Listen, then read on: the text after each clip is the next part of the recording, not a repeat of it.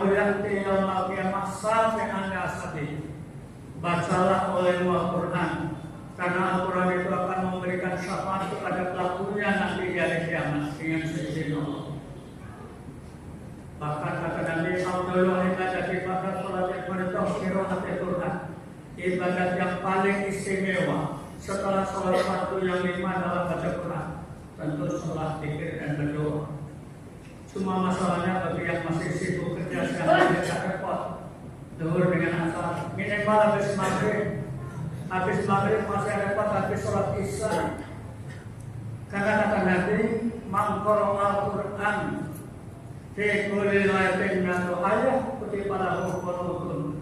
Artinya siapa yang rajin baca Quran malam hari setelah sholat isya, 100 ayat dicatat oleh Allah sebagai orang yang taat setia. Itu hebatnya ini. Kalau perlu ditulis di rumah kita, dan mengasih Al-Quran. Tidak ada malam di rumah kita kecuali dibaca Al-Quran. Nabi Rukul takum misolah wa fir'atil Quran. Biasalah kamu dengan sholat dan baca Quran. Coba kalau misalnya bapaknya baca Quran, istrinya baca Quran, kemudian anak-anaknya berdiri baca Quran, sejuk itu rumah. Tapi ternyata kelihatannya rumah sekarang bukan diisi dengan baca Quran, tapi main HP. Hadirnya masuk Allah. Ada hadis yang perlu kita renungkan. Kata Nabi, Asyam al-Quran yasma'an ila anti yaumil qiyamah. Yaqulu siyam, Rabbi manatu ta'am wa syawat bin hari bersabili. Wa yaqulu Quran, Rabbi manatu na'am bil laili wa syawat bin wa syawat bin. Ini hadis setelah kita sahih. Artinya amal puasa dan amal membaca Quran dua-duanya akan memberikan syafaat kepada yang melakukannya. Amal puasanya ngomong, ya Allah ya Tuhan, aku telah mencegah si bulan siang hari untuk tidak makan, tidak minum dan memberikan syahwatnya. Oleh sebab itu ya Allah berikan kemampuan aku untuk memberikan syafaat kepada yang puasa tadi. Amal baca Qurannya ngomong, ya Allah ya Tuhan, aku telah mencegah si bulan malam hari untuk mengurangi tidur dan membaca Al-Quran. Oleh sebab itu ya Allah berikan kemampuan aku untuk memberikan syafaat pertolongan kepada yang membacanya. Dua-dua permohonan itu dikabulkan oleh Allah. Ini hebatnya orang yang rajin puasa dan membaca Al-Quran. Hadirin jamaah Jumat rahimahullah. Oleh sebab itu biasakanlah kita senang untuk membaca Quran supaya rumah kita sejuk. Kaum muslimin jamaah Jumat rahimahullah. Poin yang kedua adalah memiliki akhlak yang baik. Nabi mengatakan innama bu'itsu liutammima makarimul akhlaq. Aku ini diutus adalah untuk menyempurnakan akhlak yang mulia. Akhlak dengan etika beda. Kalau akhlak itu tingkah laku yang sumbernya wahyu itu Al-Quran. Sementara etika adalah tingkah laku yang sumbernya norma masyarakat. Yang namanya norma sifatnya pasti relatif. Bisa baik, bisa tidak, bisa benar, bisa tidak. Tapi kalau sumbernya wahyu pasti benar. Aisyah radhiyallahu anha ditanya istrinya, ya Ummi, kaifa akhlak Nabi? Bagaimana akhlak Nabi? Aisyah menjawab, "Khuluquhu Al-Quran." Akhlak Nabi ialah mengamalkan Al-Quran. Sampai Nabi mengatakan, "Akmalul mu'minina imanan ahsanuhum khuluqan."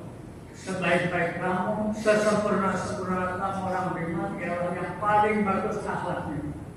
Akal mayudul jannah taqwallahu wa husnul khuluq.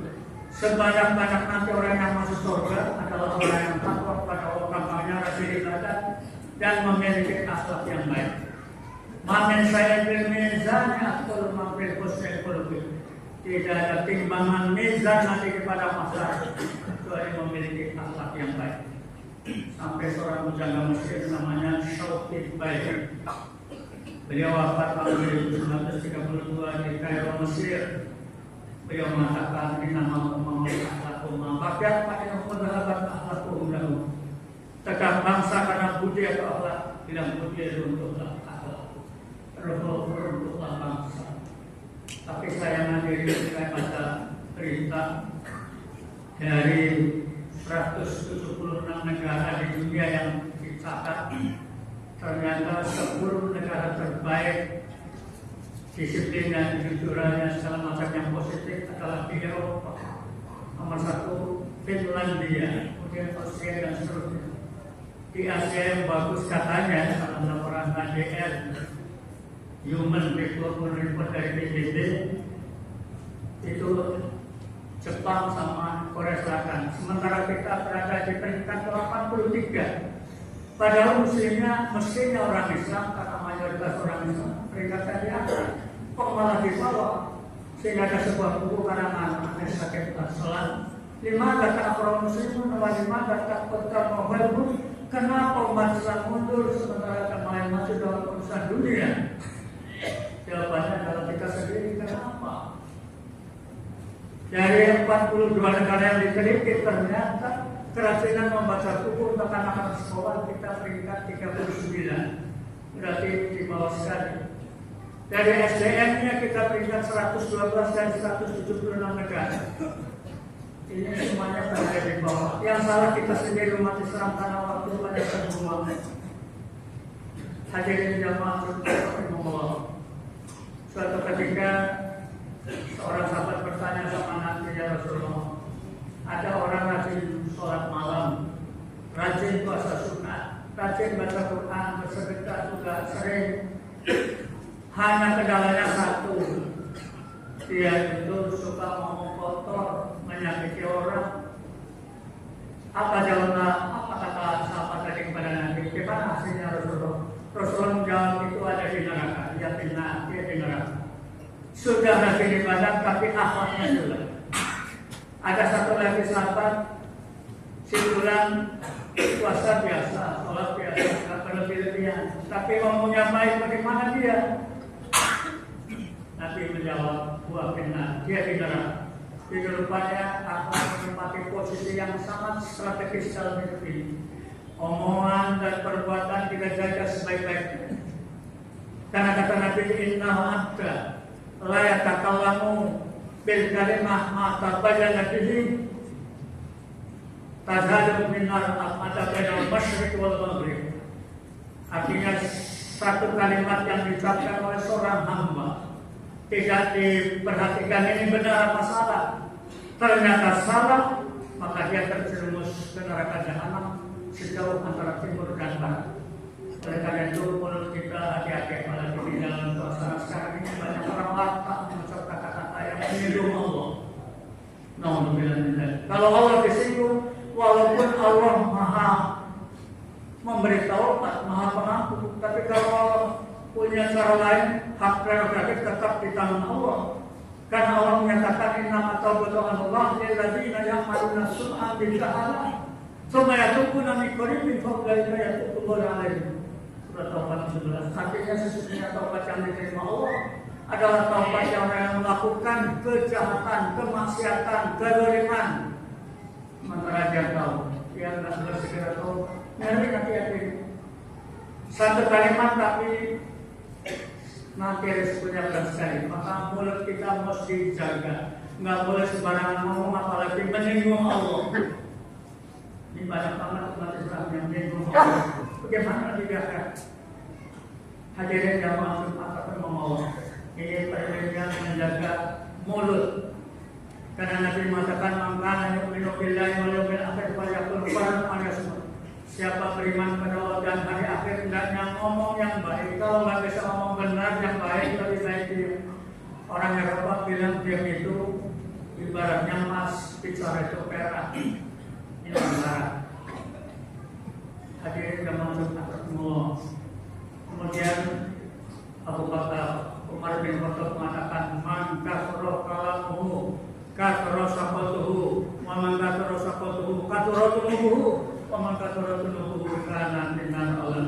Siapa yang banyak ngomong sering banyak salah, siapa yang banyak salah banyak dosa, siapa yang banyak dosa nakal di tempat batin, maka jadi pejabat atau jadi mubalik ini beresiko tinggi. Kalau nggak baik, nggak benar, kemudian dengan orang banyak salah lagi. Apa kata Nabi? Man ka'ila sholatin karena lalu minal ismi metro akami mantapnya Allah yang khusus dari kami akami syai'ah.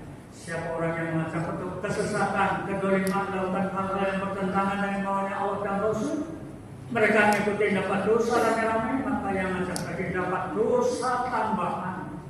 sebanyak orang yang menderita itu terjadi dengan tidak dikurangi sedikit barang sedikit pun. Tapi kalau benar itu balanya berlipat. Karena Nabi mengatakan mantara dan karena lahu minal ajri itu mantap yang Allah yang khusus dari kami ujurin saya. Siapa orang yang untuk berbuat kebaikan, mudah-mudahan mengikuti kebaikan tadi dapat pahala, maka yang ajak tadi dapat pahala tambahan sebanyak orang yang mengikuti kebaikan tadi mendapat pahala dengan tidak dikurangi sedikit juga.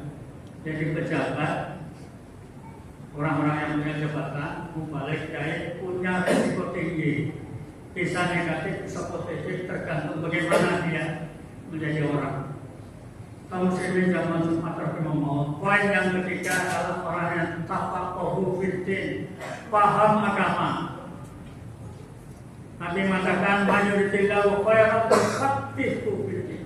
Siapa yang Allah menghendaki baik, Allah akan memahamkan kebaikan agama yang itu. Karena hadirin kesesatan yang terdapat di masyarakat di kalangan umat Islam, penyebab kesesatan ada 4 minimal. Yang pertama kebodohan ilmu agama, jahilun bil akhirah ma'alimun bidunya. Bodoh akhiratnya atau ilmu agamanya sementara pintar ilmu dunianya. Yang kedua mengikuti banyaknya orang yang melakukan. Wa itu dia karunas mafilati yutiluka asabil. Kalau kamu mengikuti banyaknya orang yang melakukan, sesat dari jalan Tuhan. Ini ayat yang semua dari itu ada 4 ayat itu. Satu contoh yang gampang aja, ajaran komunis yang didirikan sekitar awal abad 19, orang kabarnya pengikutnya sekarang sudah lebih dari 1 miliar. Ajaran yang mengatakan Tuhan tidak ada, akhirat kosong. Sekarang oleh Lenin bukunya yang dipakai menggunakan bahasa Rusia diterjemahkan pakai bahasa Inggris, ada kata-kata begini. There are no place for God, it is silent consumption of good. Tidak ada tempat buat Tuhan. Itu hanya perjanjian manusia di dunia ini. Sampai sekarang di depan gereja Theotokos di Moskow, kebetulan zaman saya ada yang baru pulang dari sana, pegawai kedutaan besar Rusia, itu mengatakan di depan gereja itu ada tulisan bahasa sama dengan terjemah agama adalah racun masyarakat, agama adalah kerjaan orang-orang dulu, nggak mikir, memusingkan kepala orang. Hadirin yang masuk yang ketiganya menyebabkan nafsu yang dikedepankan. Hidup ini perpaduan antara nafsu di dada dengan nafsu di bawah dada, antara berkasihan di dada dengan nafsu di bawah dada. Nafsu yang besar, nafsu perut, nafsu makan. Yang kedua nafsu syahwat. Kalau iman kuat, nafsu dikendalikan oleh iman, insya Allah jadi orang baik. Tapi kalau nafsu dikedepankan, sementara imannya lemah, jadi orang rusak. Karena ini banyak orang yang nafsu yang dikedepankan, nafsu dunia, yang lakukan zahira min hayati dunya wa hum an akhirati ghafilun. Berat rumah yang itu. Mereka hanya tahu yang kelihatan aja, sementara yang nggak kelihatan nggak yakin, lalai mereka. Hidup ini dianggapnya sudah cukup dunia saja. Ini manusia begini banyak sekali sekarang. Nafsu yang dikedepankan. Bagaimana nanti di akhirat? Padahal nafsu jelas karena nafsu al-amaratu bisu'i illa marahimarabi. Sudah disebut ayat 53. Sesungguhnya nafsu mengajak orang berbuat kejahatan, kecuali nafsu yang dikendalikan oleh rahmat Tuhan. Hadirin yang masuk atau ngomong. Yang satu lagi adalah di samping nafsu adalah ajaran nenek moyang yang salah. Kalau mengikuti nenek moyang yang salah, guru yang salah bahaya. Maka belajar agama harus lihat benar ini gurunya benar apa enggak, kiainya benar apa enggak, bukunya benar apa enggak. Lihat buku-buku terbitan mana. Sekarang banyak buku bertebaran di mana-mana yang aneh-aneh. Nah, untuk tidak mendengar.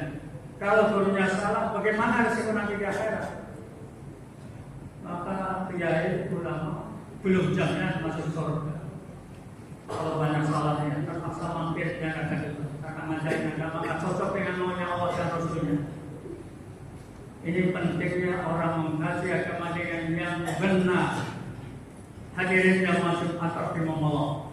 Ilmu ini sangat penting. Sampai Imam Syafi'i mengatakan, man arada dunya fa'alih bil ilmi, wa man arada akhirah fa'alih bil ilmi, wa man arada huma fa'alih. Siapa yang ingin harta dunia mesti pakai ilmu dunia, ilmu teknik, ilmu ekonomi, ilmu kedokteran dan sebagainya. Itu ilmu dunia, hukumnya fardu kifayah.